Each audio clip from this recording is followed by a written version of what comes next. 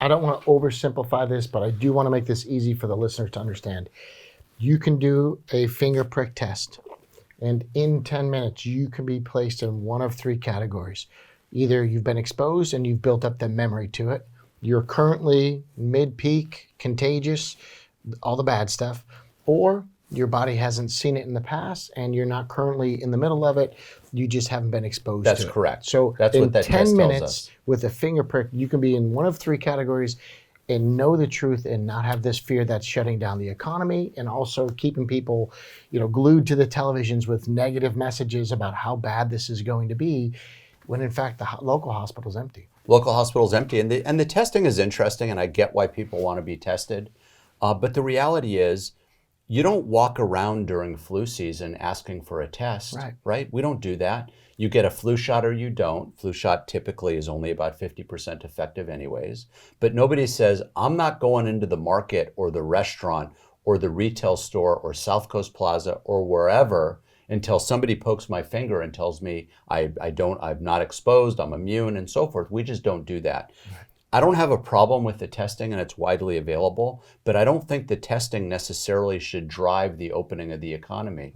Because the reality is, what we've done is we've taken the healthiest people, the young and the restless now, our children, and we've removed them from exposure. Ultimately, for us to overcome this virus, we have to have herd immunity. What herd immunity refers to is that enough of us in the population get exposed, we'll build up our immunity to it, where it protects the rest of the group, the older and the folks that are at higher risk. Here's the analogy I like to use. So you're a lion out in the jungle, and in the distance you see a whole group of zebras, and you're hungry. So you walk up to the first zebra and you attack it and you bite into it. Oh, it tastes terrible. Forget about that. You walk up to the next zebra, you bite it. Horrible tasting zebra. So you conclude these zebras are not something you want to eat and you leave. So if enough of the zebras taste bad, all those zebras are protected because the lion wants nothing to do with you and it's going to move on to the gazelle population or something like that.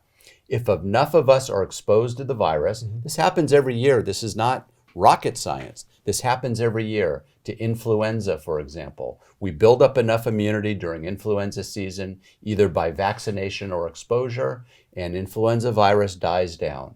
Now, influenza virus likes to mutate, so that's why we need a new flu shot every year, and why a lot of us can get sick the following year, even though we may have gotten sick last year.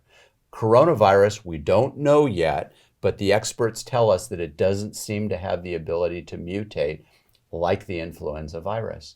So until we build up herd immunity, we can slow it down as long as we want, keep us indoors another 6 months. But until we're out there and enough of us build up herd immunity, we're not going to be safe from this virus. And those that are most frail, the old, those with pre-existing conditions are going to continue to be put at risk until we expose the herd to the virus. No herd immunity until the herd is exposed to the virus.